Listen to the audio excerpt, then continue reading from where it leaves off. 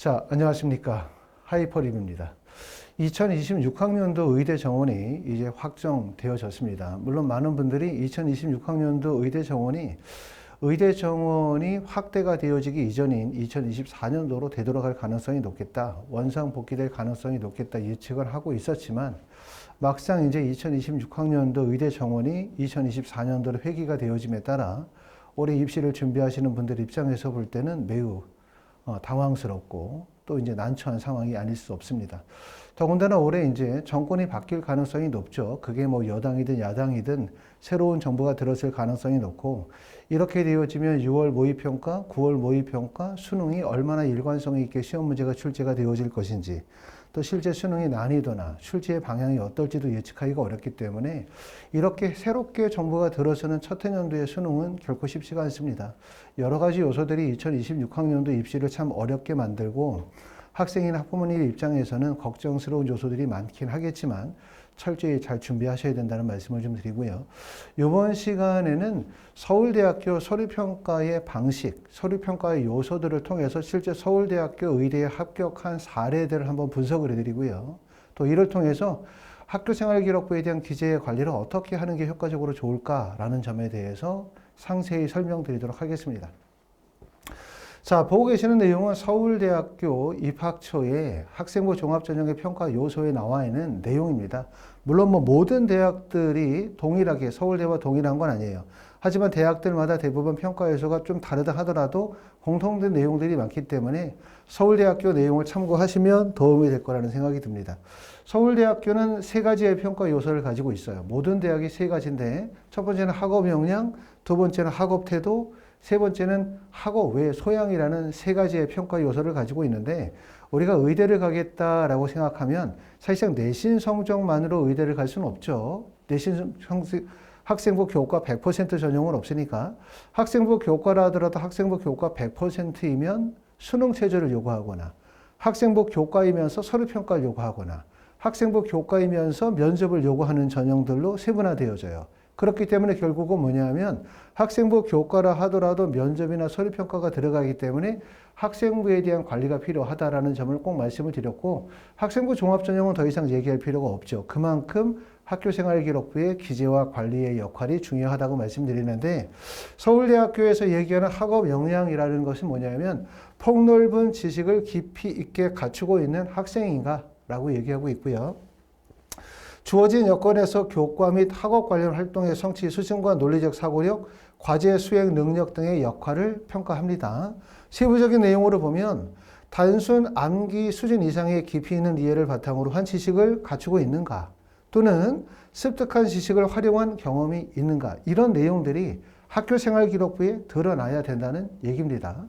자, 두 번째 학업 태도라는 것은 스스로 알고자 하며 적극적으로 배우고자 하는 학생인가, 자기주도적 학습 경험에서 나타나는 지적 호기심, 탐구의 의지, 깊이 있는 배움에 대한 열의, 학업 수행 과정에서의 적극성 및 진취성, 진로 탐색 의지 등의 학업 소양들을 평가하고요. 세부 항목으로 보면 지식을 쌓기 위한 과정은 어떠하였는가, 또는 스스로 알고자 하는 호기심과 도전적 태도가 학생부에 잘 나타나고 있는가, 이런 내용이고요. 그 다음에 이제 세 번째는 학업 외 소양이라는 부분에서는 바른 인성, 그렇죠? 바른 인성과 공동체 의식을 지니고 나눔에 대해서 실천하고자 하는 학생인가라고 묻고 있습니다. 학교 생활을 통해서 드러난 개인의 품성뿐만 아니라 리더십, 공동체 의식, 책임감 등을 종합적으로 평가한다 라고 되어져 있는데, 사실 뭐 학생부에서 여러 가지 요소들이 다 중요하다고도 말씀을 드릴 수 있지만 가장 핵심적인 내용에서 중요한 부분들은 학업 역량과 학업 태도가 가장 핵심적인 내용이라고 말씀을 드릴 수 있습니다. 지금 읽었었던 내용들처럼 대학들마다 서류평가에서 기본적으로 학업 역량, 진로 역량, 공동체 의식, 이 세 가지 요소를 반영하는데, 결국은 뭐냐면 학교생활기록부 내에 이 대학에서 평가하고자 하는 요소가 학생부에 드러나야 된다는 얘기예요.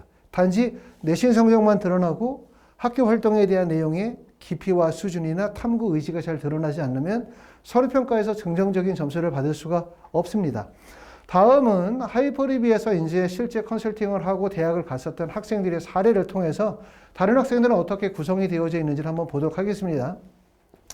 물론 서울대학교 의대를 합격한 학생이라고 해서 모든 학생들의 학생부가 동일한 건 아니에요. 어떤 학생들은 학업의 활동 내용들이 매우 많은 학생들이 있고 또 비교적 적은 학생들도 있지만 일반적인 사례를 통해서 우리가 어느 정도 준비를 해야 되는지 가름할 수 있겠다는 생각이 드는데, 자, 지금 보고 계시는 내용은 서울대학교 의예과 합격한 학생이고 서울의 일반고 학생입니다. 일반고. 서울의 일반고 학생으로 내신 성적은 1.24니까 서울대학교 합격한 학생들이 1.24라고 하면 내신 성적이 결코 높지 않죠. 일반적으로 가천대나 아주대 정도를 만약에 교과로 원서를 쓴다면 사실상 1.0에 가까운 내신 성적이어야만 서울, 경기, 인천 지역의 의대 지원이 가능해요.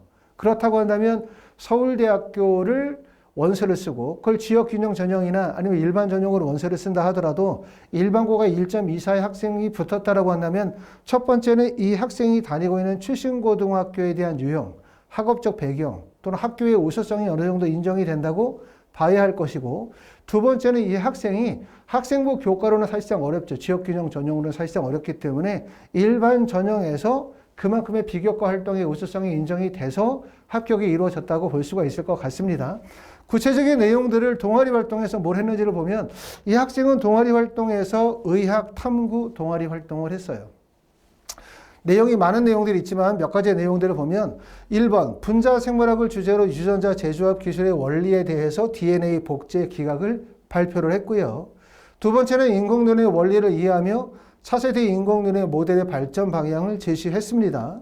그 다음에 다섯 번째에 보니까 유전자 치료법의 작용을 위해 효소가 필수적임을 인식하고 효소 형광 실험을 주도하였습니다.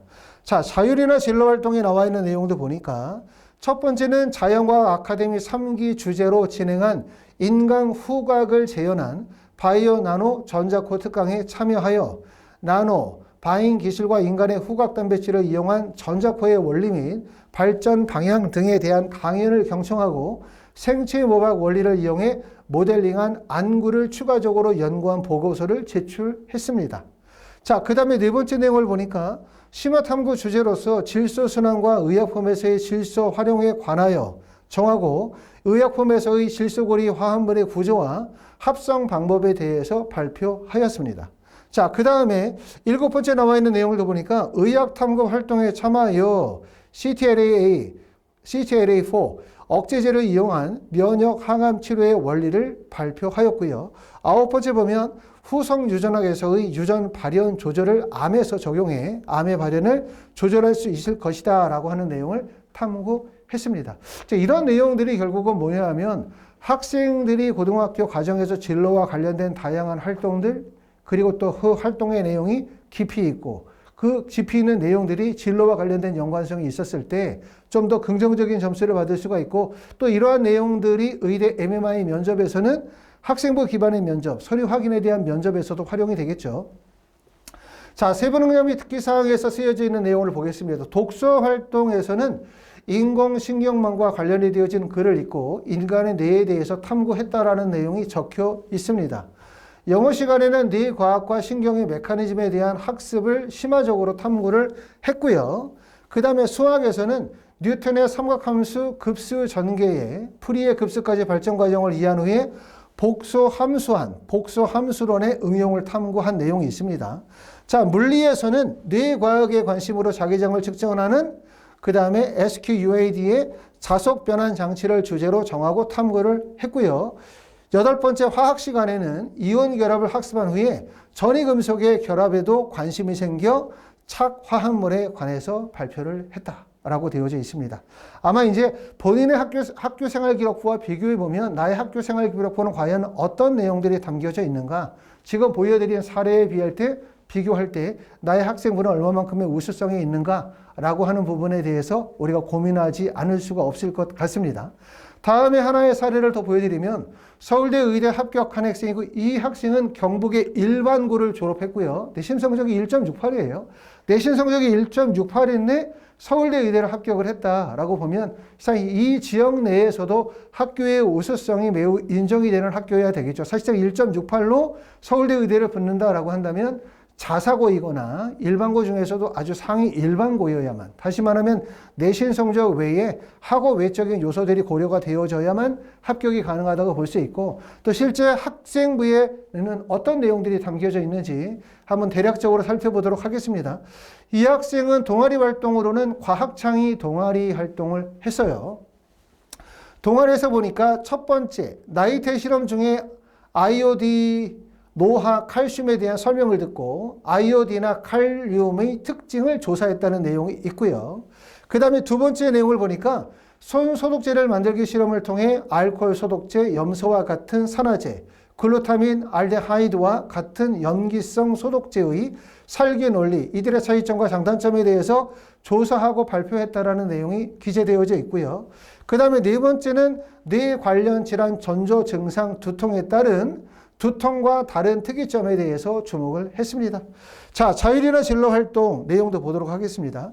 자율이나 진로 활동에 나와져 있는 핵심적인 내용을 보니까 세 번째 내용, 빅데이터 분석 활용 시 미국 국립보건원에서 진행한 프로젝트인 여러 가지 암종에 대한 유전체, 전사체 단백질 데이터를 수집 분석하는 내용을 통하여 데이터 포털에서 다운로드가 가능한 것이지를 알고 뇌암 환자 460명의 유전자를 직접 다운받아 각 환자별 뇌암 발생 변이 유전자의 유무를 1과 0으로 표시하며 파이썬 코딩을 통해서 분석했다라는 내용이 기재되어져 있습니다.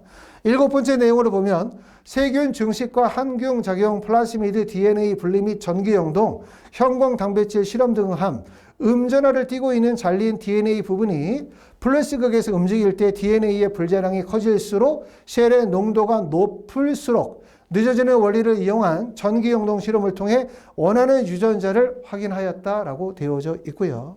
자, 그 다음에 10번째 내용을 보니까 에볼라 바이러스가 수지, 상세포를 먼저 감염시키므로 신체에서 매우 위험하다라고 하는 내용들을 연구하여 발표하였습니다.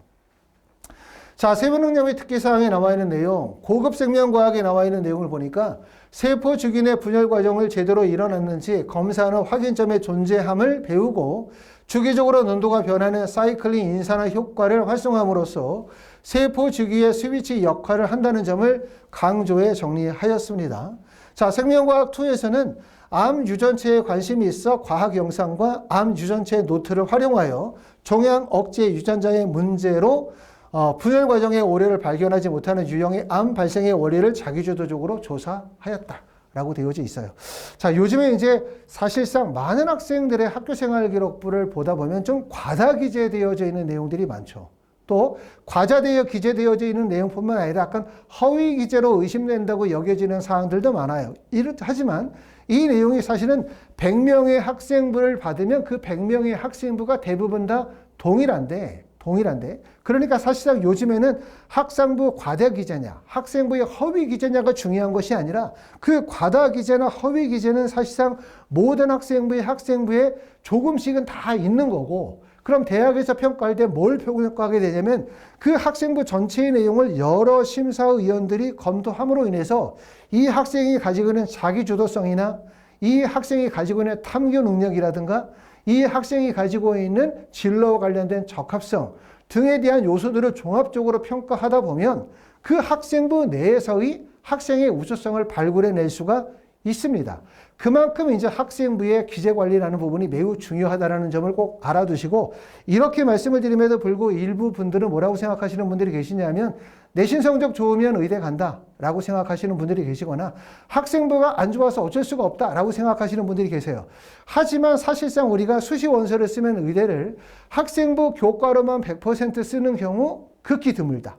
학생부 교과로 쓴다 하더라도 말씀드렸죠. 수능 최저가 반영이 되거나 교과이면서 면접을 보거나 교과이면서 서류평가가 반영이 되기 때문에 학생부가 교과 성적 외에도 반영이 된다고 봐야 되고, 또 학생부 교과로 원서를 쓰면서 학생부 종합전형의 원서를 같이 걸쳐서 원서를 쓴다면 학생부의 기재관리는 반드시 필요하다고 할 수 있습니다.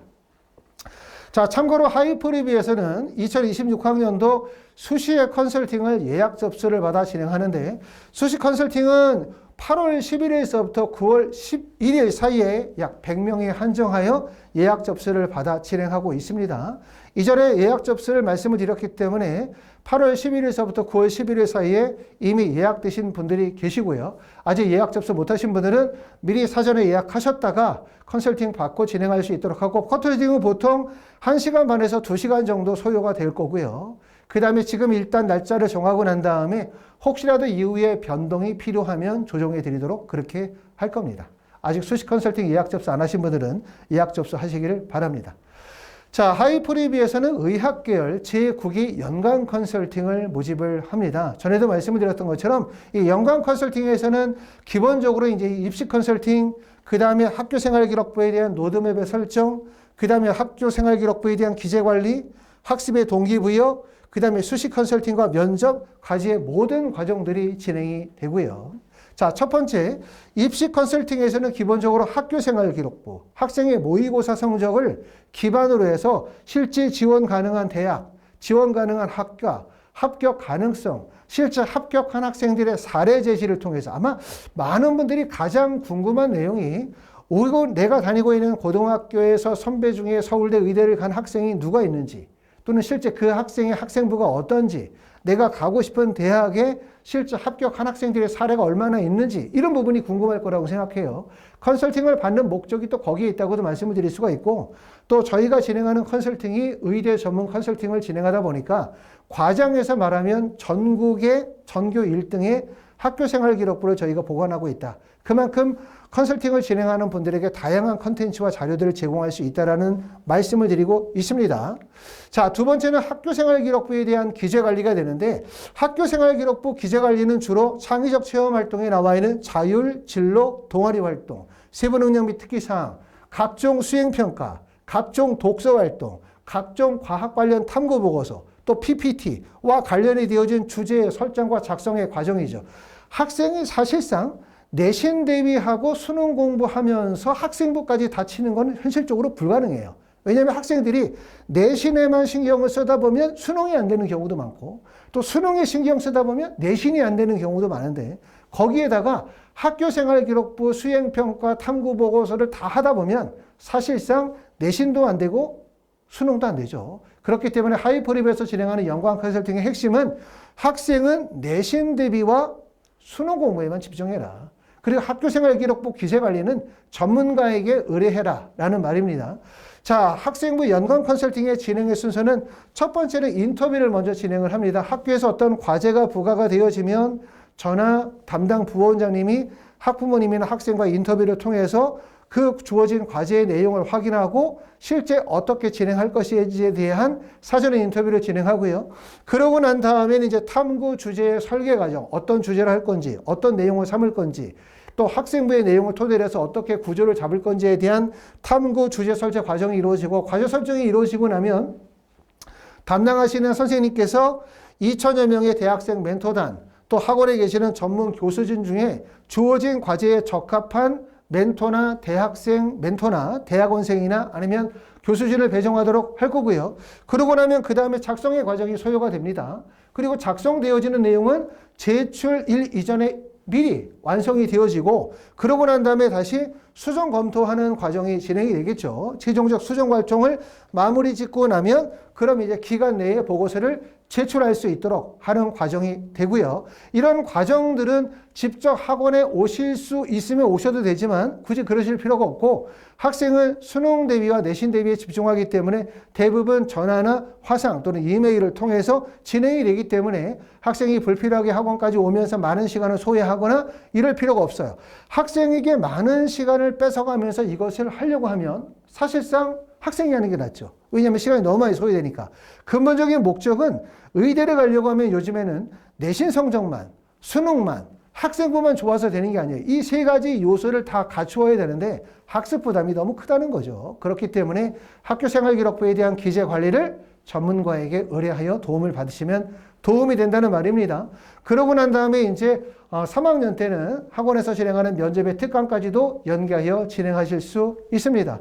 자, 하이프립에서는 매년 많은 학생들의 의대 합격을 이루고 있고요. 2023년도, 2024년도, 그리고 2025년도에는 의학계열의 합격생이 95명이고 그중에 의대 합격생이 무려 81명, 서울대 의대를 올해 7명을 붙이고 연세대 4명, 카톨릭대 2명, 울산대 6명, 성균관대 3명을 합격하였습니다.